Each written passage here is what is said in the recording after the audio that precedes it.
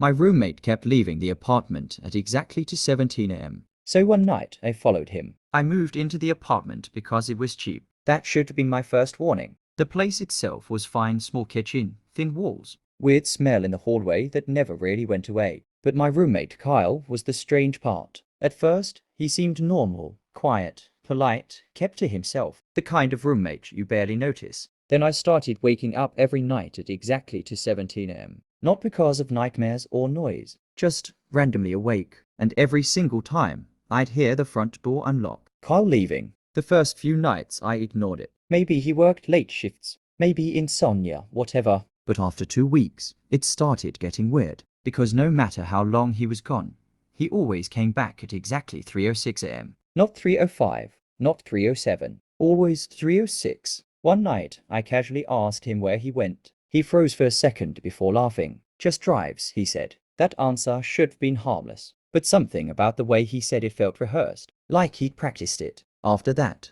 things got worse. Sometimes I'd hear whispering outside my bedroom at night after he got back. Once, I opened my door fast enough to catch him standing perfectly still in the hallway, not moving, not even looking at his phone, just standing there in the dark. "Jude, you good?" I asked. He blinked a few times. "Yeah."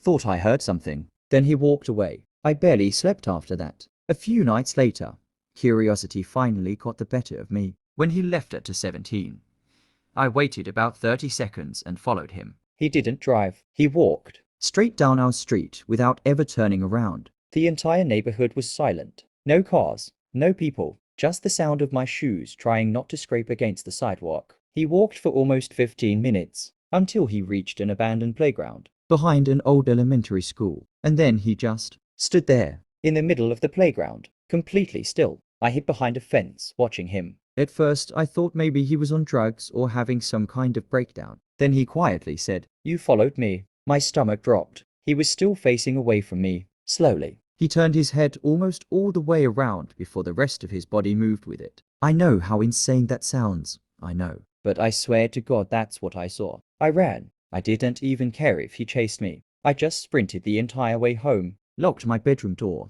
and stayed awake until morning. When I finally came out, Car was gone. So were all his things. No clothes, no toothbrush, no bedsheets. Like he'd never lived there at all. The landlord told me something that still messes with me. Apparently, nobody had rented the second room in over 8 months. I moved out 3 days later. Follow for more.